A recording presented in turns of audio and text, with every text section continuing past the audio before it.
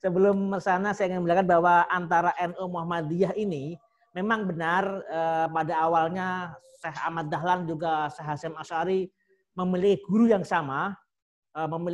sama, yaitu misalkan Syekh Soleh Darat di Semarang, juga kepada Syekh Mahfud Termas juga, tapi mungkin Syekh Ahmad Dahlan juga membolehkan ataupun juga terbuka dengan paham-paham yang berasal dari Mesir, dari Jamal Al-Afghani dan lainnya.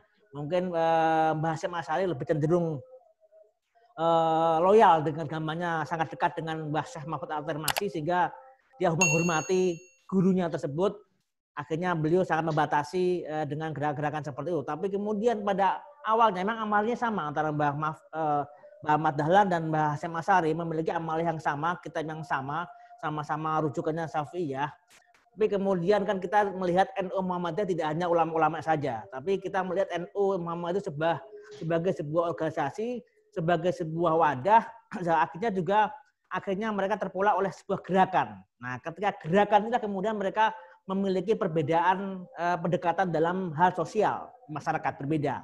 Nah, ketika mereka terbuka untuk para anggota-anggota baru, mereka juga akhirnya masuk beberapa ulama-ulama yang juga mungkin berbeda dengan ulama pendahulunya. Misalkan di Muhammadiyah ada ketika beberapa tahun kemudian ketika Mbah Ahmad Dahlan wafat, kemudian ada semacam Dewan Tanwir. Nah, Dewan Tanwir inilah kemudian yang menjadi otoritas keagamaan yang menentukan arah amaliyahnya seperti apa, yang menentukan fikihnya amaliyah ibadahnya seperti apa. Nah, disitulah kemudian ada semacam perbedaan antara kelompok Muhammadiyah yang baru dengan pendahulunya Mbah Ahmad Dahlan. Nah, disinilah akhirnya berbeda.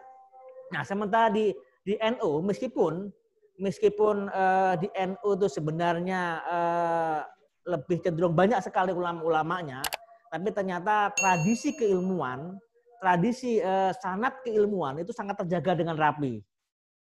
Berbeda dengan Muhammadiyah, sanad keilmuan itu tidak begitu ataupun longgar sifatnya, karena mereka mungkin lebih cenderung gerakan-gerakan bersifat organisasi, bersifat modernisme, sehingga sanad keilmuan itu tidak begitu dijadikan patokan. Nah, di NU sanad keilmuan itu sangat dipegang erat sebagai pengikat.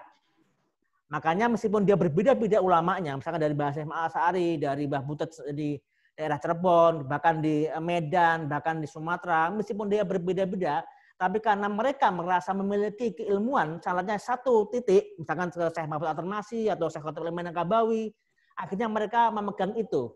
Jadi ini perbedaannya.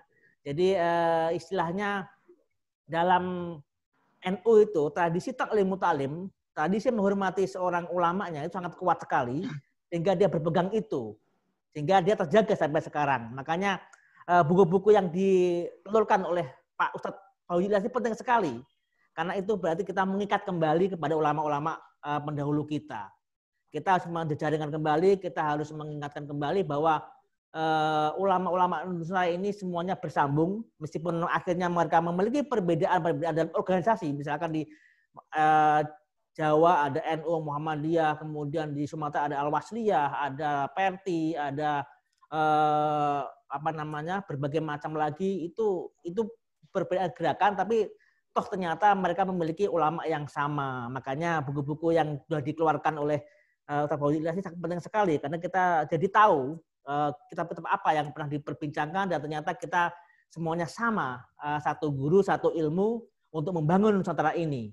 Yang penting kita nggak perlu merecoki ulama yang lain, tapi kita tetap teguh pada siapa ulama kita di atas kita pegang ulama kita, misalnya kita jalur kita kepada Lirboyo misalkan, atau jalur kita kepada Sarang, ya kita pegang jalur itu tanpa harus mendiskreditkan oleh jalur yang lain. Toh semuanya sama menuju ke satu titik.